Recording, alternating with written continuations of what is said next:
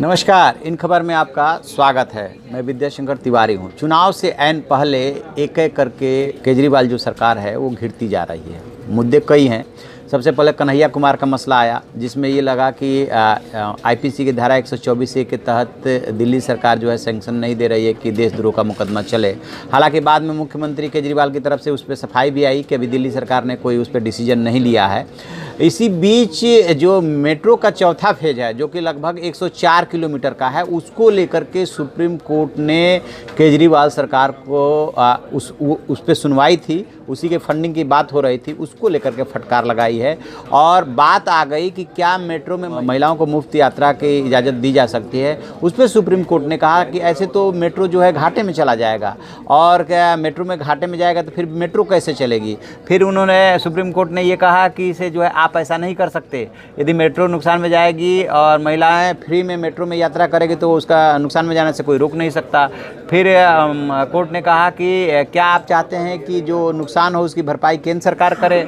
Supreme court ने दिल्ली सरकार से ये भी कहा कि ऐसा फैसला न ले जिससे मेट्रो नुकसान में जाए। और मेट्रो के चौथे चरण के जो लैंड कॉस्ट है, ज़मीन की कीमत, दिल्ली सरकार और केंद्र सरकार आधा आधा वहन करे। मैं आपको बता दूं कि इसी बात पे दरअसल डिस्कशन हो रहा था, जिसमें कि मुफ्त में महिलाओं की यात्रा का संदर्भ आया। सुप्रीम कोर्ट ने यह भी कहा कि मेट्रो के चौथे चरण में निर्माण में देरी नहीं होना चाहिए, और साथ ही अथॉरिटी को भी चेताया कि आप जो है इस बात का ध्यान रखें, और इसके लिए तुरंत जो है चौथे चरण के निर्माण के लिए तुरंत पैसा रिलीज होना चाहिए 3 हफ्ते के भीतर। चौथे चरण के लिए 104 किलोमीटर की जो मेट्रो बननी है, उसके लिए 3 हफ्ते के अंदर आप सबसे पहले फंड की व्यवस्था कीजिए। दोनों को 50-50 देना है, केंद्र और राज्य सरकार को। फिर जो है बात आई कि महिलाओं को मुफ्त यात्रा की बात हो रही है, उस पर सुप्रीम कोर्ट ने कहा कि केजरीवाल सरकार से कि क्या चाहते हैं आपकी मेट्रो जो है घाटे में जाए, और घाटे में जाएगी तो फिर मेट्रो चलेगी कैसे, या आप ये चाहते हैं कि घाटे की भरपाई केंद्र सरकार भी करे। फिर जो है एक तरह से उन्होंने जो ऐलान किया था उसको ना, यानी कि रेड सिग्नल सुप्रीम कोर्ट ने दिखा दिया। अब केजरीवाल सरकार के सामने चुनौती ये है कि पहले केंद्र सरकार सीधे, चूँकि चुनाव का मौका है इसलिए सीधे सीधे तो इस पर कुछ नहीं कहा था, लेकिन जो पत्राचार हुआ था उसमें ये बात कही गई थी, उसमें इस पे ऑब्जेक्शन किया गया था, लेकिन केजरीवाल नहीं माने थे।